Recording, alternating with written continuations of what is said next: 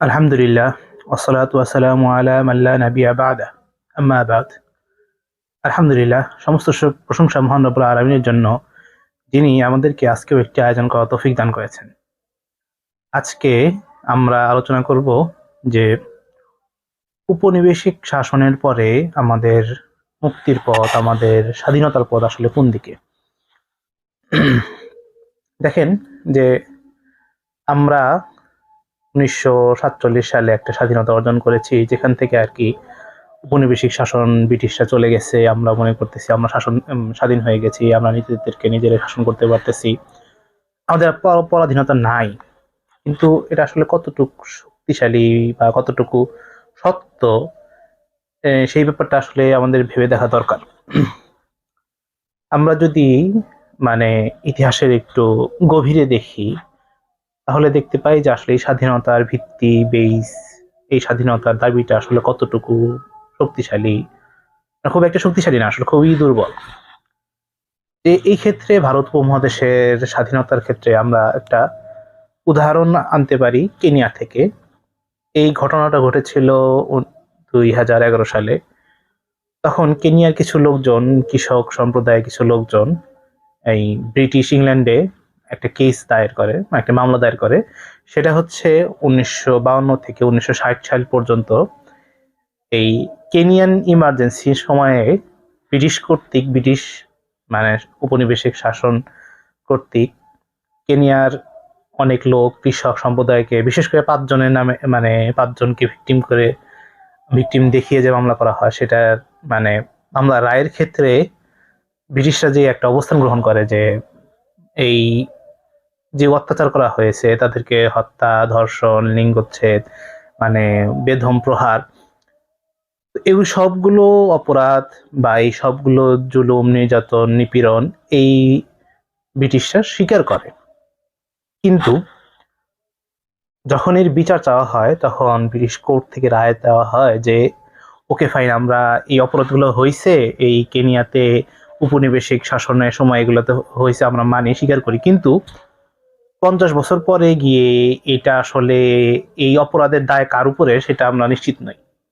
অর্থাৎ ব্রিটিশরা তখন সেই দায় তাদের উপর নিতে আগ্রহী না, রাজি না। কেননা তাদের দাবি যে ব্রিটিশ শাসনের পরে কেনিয়ার যে নতুন সরকার গঠিত হয়েছে ওই এলাকায়, কেনিয়াতে, তো অটোমেটিক এই দায়টা তাদের উপর বর্তায়, এবং তৎকালীন সময়ে যে ব্রিটিশ শাসক ছিল, মানে ব্রিটিশ উপনিবেশিক শাসন যে অবকাঠামোটা ছিল তাদের উপর বর্তায়। অর্থাৎ আমাদের উপর বর্তায় না, এখন আমরা এটা নিতে পারবো না। এই কেসটা, এই মামলাটা আসলে আমাদের জন্য খুবই গুরুত্বপূর্ণ একটা বিষয়, যে কলোনিয়াল টেরর, এই উপনিবেশিক যে সন্ত্রাসবাদ হয়েছে, এই সন্ত্রাসবাদের জুলুম, নির্যাতন, নিপীড়ন এটা স্বীকার করে তারা। কিন্তু সমস্যা হচ্ছে এটার দায়টা আসলে কার উপর যাচ্ছে, এই দায়টা আসলে তারা নিবে কিনা, এই এই ব্যাপারগুলোতে তাদের প্রশ্ন আছে, এবং তারা খুব সহজেই অস্বীকার করে। অস্বীকার করার মতো তাদের কাছে আসলে লজিক আছে, সেগুলো আমরা দিয়ে রেখেছি। দেখেন যে কেনিয়া যে সরকারটা গঠন হয়েছে 1963 সালে, তারা যেটা আর কি বলতেছে যে এই অত্যাচারের দায়টা সে নতুন সরকারের উপর, আমাদের উপরে না। কেন হয়েছে? কারণ এই দায়টা কেন তাদের? কারণ ব্রিটিশরা যখন তাদের ওই কেনিয়া শাসন থেকে চলে আসে, তখন একটা নির্বাচনী ব্যবস্থার মাধ্যমে কেনিয়ার কাছে হস্তান্তর করে ক্ষমতা, কেনিয়ার সরকারের কাছে, নতুন সরকারের কাছে। এই যে হস্তান্তরের প্রক্রিয়াটা, এইখানেই গলতটা আছে। ক্ষমতা হস্তান্তর হয়েছে, স্বাধীন হয় নাই। অর্থাৎ স্বাধীনতার ক্ষেত্রে আমরা কি দেখি? একটা আবদ্ধতা, একটা জুলুম, একটা পরাধীনতার শৃঙ্খল ভেঙে মুক্তভাবে নিজেকে মেলে ধরা। কিন্তু এই জিনিসটা কেনিয়াতে হয় নাই। কি হয়েছে? একটা বেইস ছিল, সেই বেইস বা একটা রবট ছিল বা একটা কাঠামো ছিল, সেই কাঠামোর লোকটা পরিবর্তন হয়েছে। এই কারণে তারা পূর্ণাঙ্গ স্বাধীন হইতে পারেনি, এবং কি ব্রিটিশদের যে চাল চলন ছিল, আইন কানুন, জুলুম, নিপীড়ন, সেটা পর্যায়ক্রমে চলতেছে। আর এটার দায় ব্রিটিশরা নিবে না, এই কেনিয়ার উপরে যে তৎকালীন যে শাসক ছিল, মানে তৎকালীন যে শাসক গঠিত হয়েছে, তাদের উপরে দিয়ে দিয়েছে। ব্যাপারগুলো আসলে আমাদের সাথেও হইতেছে বা হচ্ছে। এটার কারণ কি? দেখেন, আমরা যেই কলোনিয়াল পিরিয়ডের পরে যেই বেইস ছিল, যে বেইসটা এখন পর্যন্ত আছে। সেই বেইজের উপরে আমরা আস্তে আস্তে ইমারত নির্মাণ করেছি, আমাদের শাসনতন্ত্র, শিক্ষা ব্যবস্থা এগুলো আসলে গঠন করেছি। তো এইটাকে যদি আমরা সহজ বাংলায় বলতে চাই, এটাকে একটা গঠনতন্ত্র বলা হয়। ব্রিটিশরা একটা গঠনতন্ত্র করে দিয়ে গেছে, এই গঠনতন্ত্রের উপরেই আমরা আমাদের সমস্ত কিছু নির্মাণ করেছি। তো ব্যাপারটা হলো কি, যে ব্রিটিশরা আমাদের কাছে আসছে, এসে দেখলো যে না, এরা খুবই নির্বোধ একটি জাতি, এদের শিক্ষা নাই, দীক্ষা নাই, এদের শাসন নাই, এদের এলেম কালাম নাই, কিচ্ছু নাই, এদের চিকিৎসা নাই, এদের সভ্যতা নাই, এদের সিভিলাইজেশন নাই, এদেরকে আমরা সিভিলাইজ করি, আমাদের শিশু সভ্য করি। এই জন্য তারা নিয়ম বানাইলেন, শিক্ষা দীক্ষা বানাইলো, এরপরে শাসন বানাইলো, এদেরকে একত্রিত করার জন্য বিভিন্ন উৎসব অনুষ্ঠান দিয়ে এদেরকে একত্রিত করলো, এদের কাছে খাজনা নিলো, সরকার গভর্নমেন্ট কিভাবে কাজ করে। তো দেখলো এই মানুষগুলোকে শিক্ষিত, সুশিক্ষিত, কুশিক্ষিত হোক, আর ব্রিটিশদের গোলাম হোক, যেটাই বলে, অর্থাৎ তাদের অনুগত একটা শ্রেণী তৈরি করলো।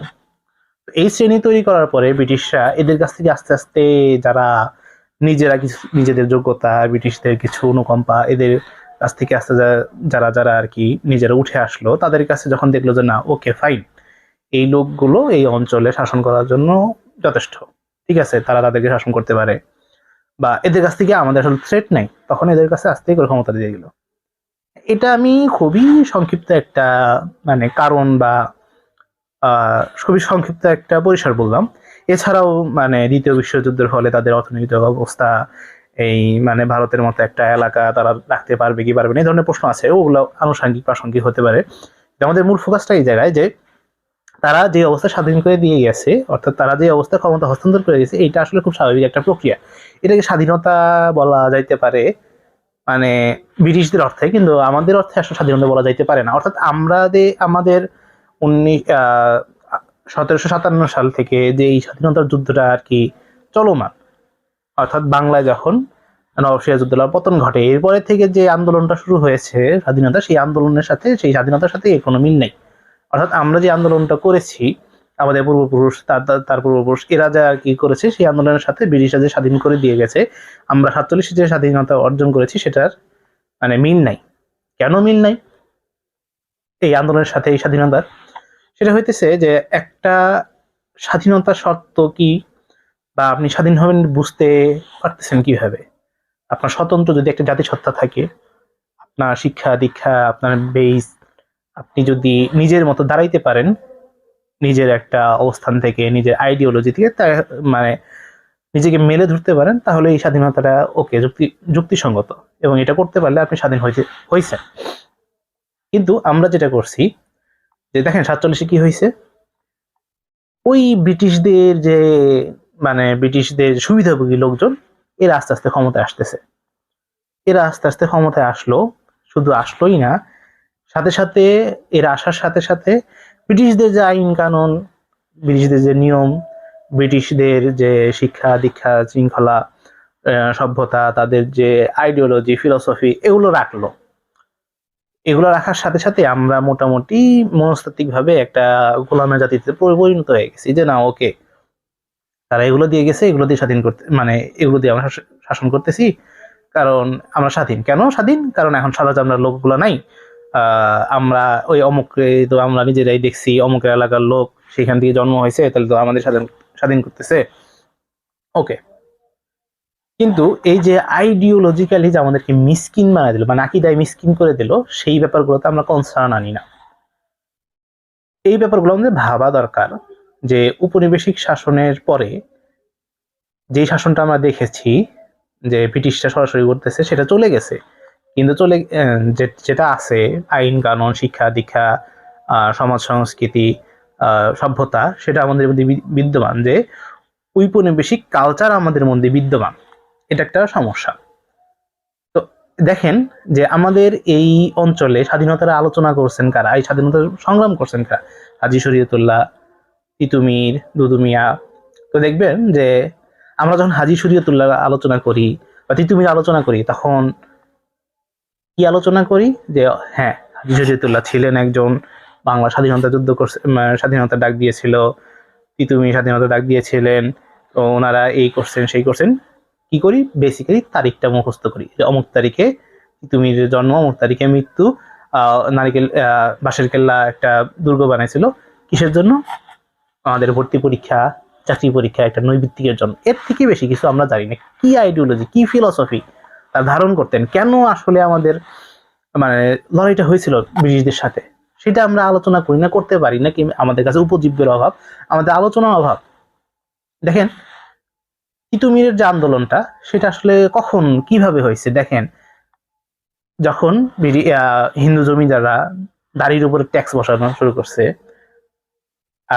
এরপরে মুসলিমদের পোশাকের উপর ট্যাক্স বসানো শুরু করছে, যে না ও লম্বা কাপড় চোপড় পরতে পারবে না, এই ধরনের বিভিন্ন গো হত্যা মানে গরু কুরবানি করা নিষেধ করতেছে, মুসলমানি করা নিষেধ করতেছে, এই ধরনের যখন অত্যাচারগুলো চাপাই দিতেছে, তখন তিতুমির কিন্তু আস্তে আস্তে বিদ্রোহ শুরু করলেন। কিন্তু এই যে মানে আমাদের অধিকার আদায়ের যে আন্দোলনটা, সেই আন্দোলন কি ওখানেই থেকে ছিল না। তাদের সরাসরি বক্তব্য ছিল আল্লাহর জমিনে আল্লাহর আইন চলবে, এমনকি তারা হচ্ছে ব্রিটিশদের 1 টাকাও খাজনা দিবে না। এই যে ফিলোসফি, যে আমরা কেন আমাদের জাতিসত্তা ধারণ করতে পারবো না, আমরা আমাদের জাতিসত্তা ধারণ করি, আমরা এটাকে কি করব, বিজয় করব, জয় করব, এইটার উপরেই আমাদের টিকে থাকতে হবে। এই যে তাদের ফিলোসফি, তাদের যে দর্শন, এই জিনিসটা সত্তাগত ভাবে ব্রিটিশ আস্তে করে মানে মিশাই দিছে, বিলীন করে দিছে। কারণ তাদের মানে চাপ প্রয়োগে, বিভিন্নভাবে আমাদের মস্তিষ্কে চাপ প্রয়োগে, আমাদের উপর জুলুম নির্যাতনের ফলে যে তাদের যে ফিলোসফিটা ছিল, তাদের যে আইডিওলজিটা ছিল, তাদের আকিদা ছিল যে কি মানে এই অঞ্চলের স্বাধীনতা কেমনে আসতে পারে, সেটা আমরা আস্তে আস্তে মিটিয়ে ফেলেছি। যে আমরা ভয়ে যে হায় হায় এগুলো নিয়ে কথা বললে তো আমাদের উপরে একই মাত্রায় জুলুম আসবে, একই মাত্রায় নির্যাতন আসবে। কিন্তু দেখেন এর ফলে কি হয়েছে, আমরা যখন আমাদের আইডিওলজি, আমাদের চিন্তা ভাবনা ভুলে গেছি, তো এরপরে আমরা এই যে এখন আমরা দেখতে পেতেছি যে আমাদের জাতি, ফিলিস্তিন, সিরিয়া, কাশ্মীর, বিভিন্ন অঞ্চলে মুসলিম জাতি, এই জাতিগুলো নিপীড়িত, নির্যাতিত, বিজাতিদের দ্বারা, কাফেরদের দ্বারা, হিন্দু মুশরিক বিভিন্ন জাতির দ্বারা। অথচ আমাদের প্রত্যেকটা মুসলিম দেশেই সারের মতো বড় বড় সেনাবাহিনী আছে, খুবই উচ্চশিক্ষিত, ট্রেইনড, সিভিলাইজড। এই সেনাবাহিনীগুলো কি করতেছে? আঙুল চুষতেছে, কিচ্ছু করতে পারতেছে না। দুঃখের বিষয় যে বাংলাদেশের মতো একটা দেশে, মানে ছোট্ট একটা দেশ যেটাকে আসলে মানে অন্য দেশ মিলিটারি কান্ট্রি হিসেবে কাউন্টও করে না, এই দেশ নিজে আগ্রহ প্রকাশ করতেছে কোথায়? নিজের ভাইয়ের বিরুদ্ধে লড়াই করার জন্য। দুঃখ লাগে কেন? আমরা যদি দেখি ব্রিটিশ আমলের সময়, এই ব্রিটিশ শাসনের সময় ভারত উপমহাদেশে অনেক মুসলিম সোলজারকে নিয়ে তারা ব্রিটিশদের পক্ষে কাজ করিয়ে বাইতুল মুকাদ্দাস দখল করে। আজকে এতগুলো বছর পরে, প্রায় 100 বছর পরে আবারও আমরা কি বলতেছি? স্বাধীন হয়েছি। একটা ভৌগোলিক অঞ্চল নিয়ে বলতেছি স্বাধীন হয়েছি, অথচ আমাদের দেশের সোলজার গুলো, আমরা যে স্বাধীন দেশের সোলজার গুলোকে পাঠিয়েছি আমাদের নিজের ভাইদের মারার জন্য, হত্যা করার জন্য। একই প্রক্রিয়া কিন্তু চলতেছে। আমরা প্রশ্ন করতে পারি না যে আসলে আমরা কোন ধরনের স্বাধীনতায় আছি। আমরা ব্রিটিশ আইনের বাইরে যেতে পারি না, আমরা ব্রিটিশ শিক্ষার বাইরে যেতে পারি না, তাদের সাম্রাজ্যবাদের বাইরে যেতে পারি না, অথচ আমরা বলতেছি যে না আমরা স্বাধীন। এই স্বাধীনতার ফাঁপা বুলি আমাদের তারাই শিখিয়ে গেছে, এবং কি এই স্বাধীনতা তাদের ক্ষমতা হস্তান্তর করছে তাদের অনুগত বান্দাদের উপর, তাদের অনুগত যারা দাস ছিল, দাসানুদাস দাস, তাদের উপরে তাদের কাছে এই স্বাধীনতার মুরুকটা তুলে দিচ্ছে যে না ওকে তোমরা স্বাধীন। দেখেন পরাধীনতা আসলে কেমনে আসে। কেনিয়ার ঘটনাটা আমাদের জন্য কেন গুরুত্বপূর্ণ, যে ব্রিটিশরা কিন্তু অত্যাচার স্বীকার করছে যে হ্যাঁ অত্যাচার হয়েছে, কিন্তু এটা দায় স্বীকার করে নাই, দায়টা কাজের উপর চাপাইছে নতুন সরকারের উপর, কেনিয়ার নবীন সরকার, যে তারা যেহেতু সরকার গঠন করছে ব্রিটিশদের মাধ্যমে, তাহলে তারাই দায়ী, তাদের কাছে বিচার চাও, আমরা বিচার করতে পারবো না। যে এটা কিভাবে হয়, যে একটা নতুন শাসন ব্যবস্থা, এই নতুন শাসন ব্যবস্থায় যদি পূর্বে শাসন ব্যবস্থার যে লোকগুলো ছিল, মানে পূর্বটাকে আপনি যদি খারিজ করে দেন, এটাকে বলতে অস্বীকার করেন বা নষ্ট বলেন, বা এটা আসলে যোগ্য না এরকম কিছু মনে করেন, তা সত্ত্বেও ওই শাসন ব্যবস্থার লোকগুলোকে এখানে ঢুকান, তাহলে এটা স্বাধীন হইতে পারে না। যেটাকে নিয়ে হয় নাই, কিন্তু আমরা বাংলাদেশে করছি, ভারতে করছি, যে কি যারা ব্রিটিশদের অনুগত ছিল তাদেরকে আমরা কি করতেছি, এই সংবিধানে ঢুকাইতেছি, রাষ্ট্রে ঢুকাইতেছি, তাদেরকে বড় বড় পদ দিতেছি। এর একটা কাহিনী যে পূর্ব শাসন ব্যবস্থার লোকজনকে নয়া শাসন ব্যবস্থায় ইনক্লুড করে, এটা স্বাধীনতার কোনো কি হইতে পারে না, মানদণ্ড বা স্বাধীনতার লক্ষণ হইতে পারে না। এরপরে আমরা যেহেতু একটা শাসন ব্যবস্থা থেকে স্বাধীনতা নিতেছি, তো তা সত্ত্বেও সেই শাসন ব্যবস্থার আইন কানুন যদি আমরা আবার নিজেদের মনে করে, মানে নিজেদের মনে করি গ্রহণ করি, এটা থেকে স্বাধীনতা হইতে পারে না। এটা এটা একটা উপনিবেশিক কালচার হইতে পারে। অবশ্যই এটা একটা কলোনিয়াল কালচার, যেটা আমাদের উপরে কি চেপে বসেছে। এটা স্বাধীনতার লক্ষণ নয়।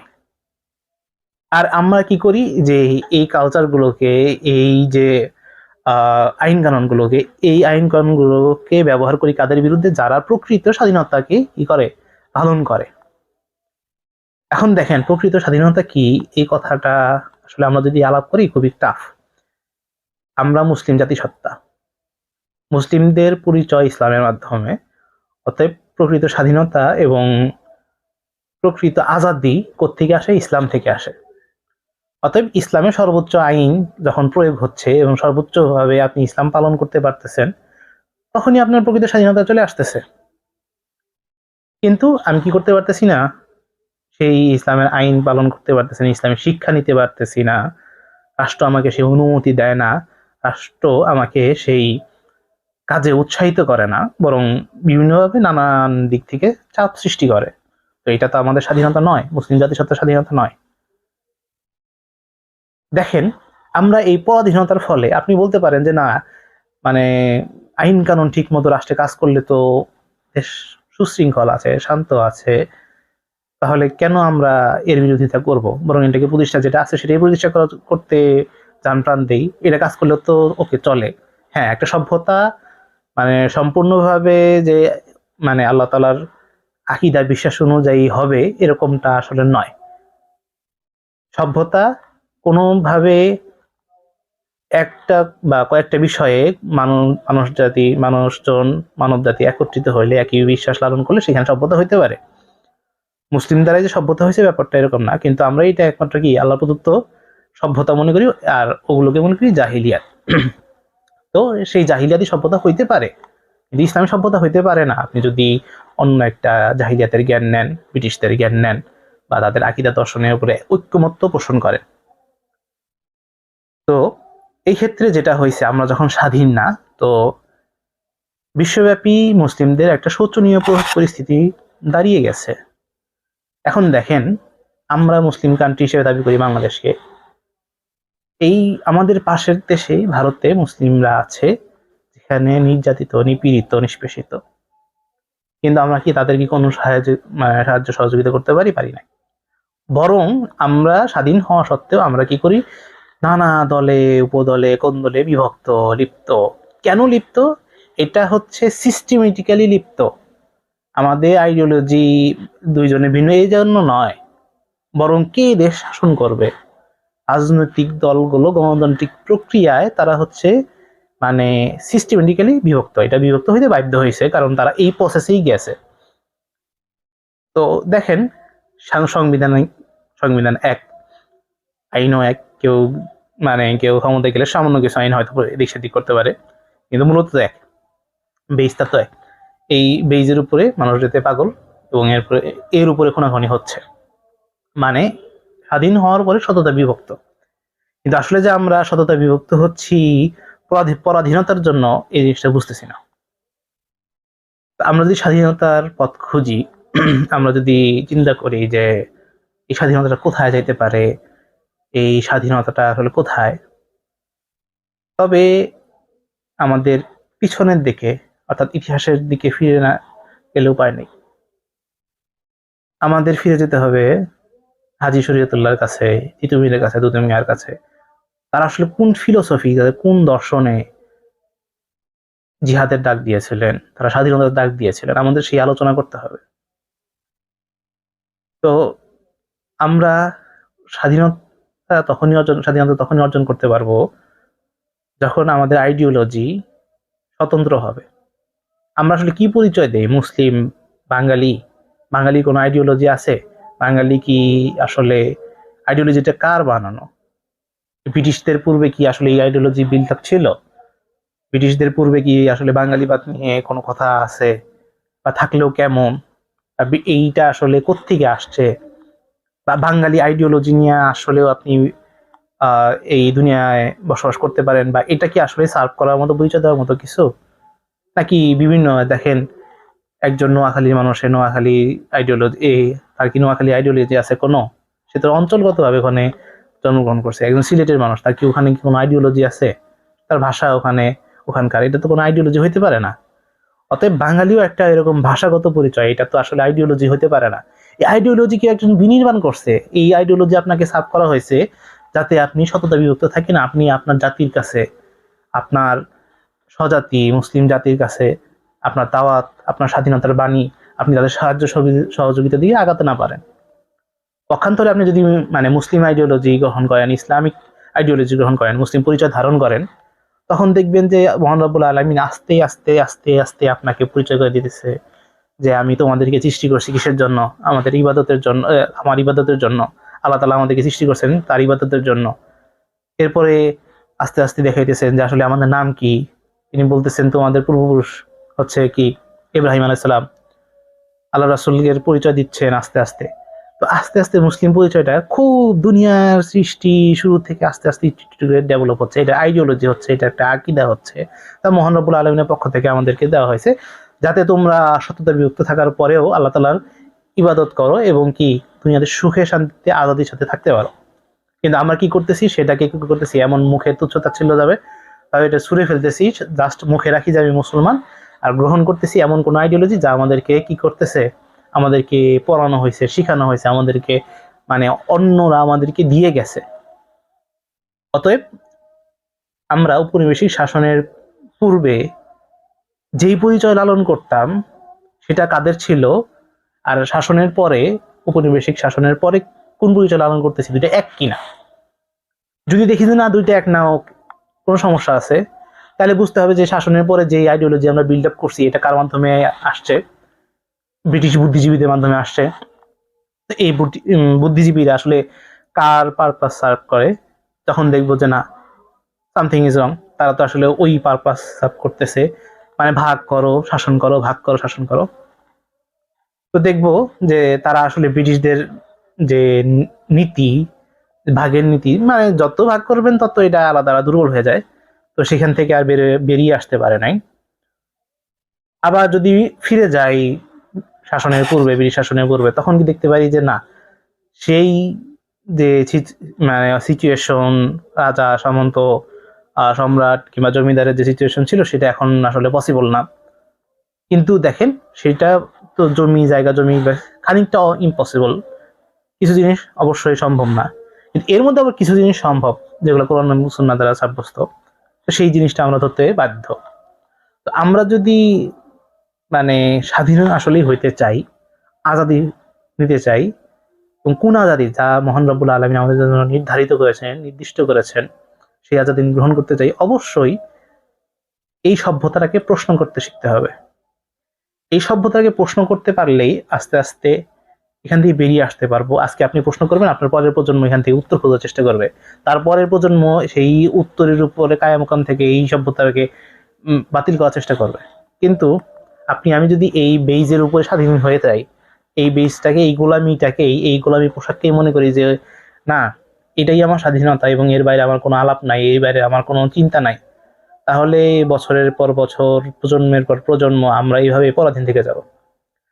দুঃখের ব্যাপার হলো এই ধরনের প্রশ্ন যারা করে, যেমন এই প্রশ্নগুলো আস্তে আস্তে কাদের থেকে উঠতেছে, মানে আসতেছিল, একজন বলতে পারেন যে ওসমান হাদি ছিলেন, এই প্রশ্নগুলো আস্তে আস্তে তুলতেছিলেন।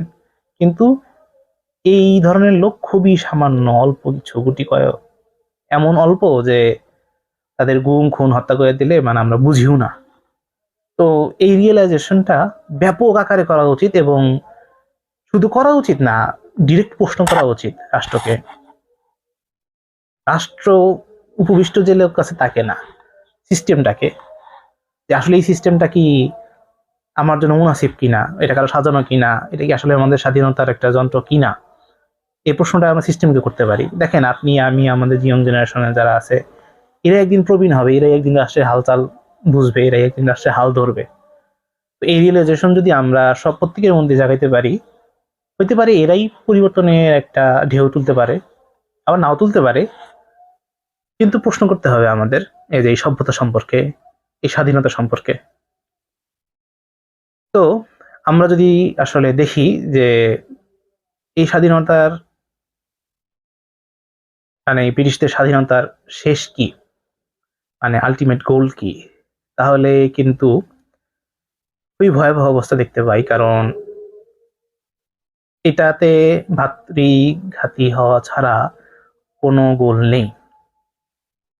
ক্ষমতার এক দ্বন্দ্ব আমাদের সবাইকে তাড়া করে বেড়াবে, কারো আইডিওলজি, কারণ নিজের দল দর্শন ইত্যাদি, এটার লড়াই চলবে এক বিশাল সময় যাবত, সারা জীবনই চলবে, কিয়ামত পর্যন্ত চলবে, কিন্তু কোনো ফয়সালায় কেউ আসতে পারবে না। আজকে অমুক 5 দিন খাবে, কালকে সে 5 দিন খাবে, এইভাবে চলতেই থাকবে।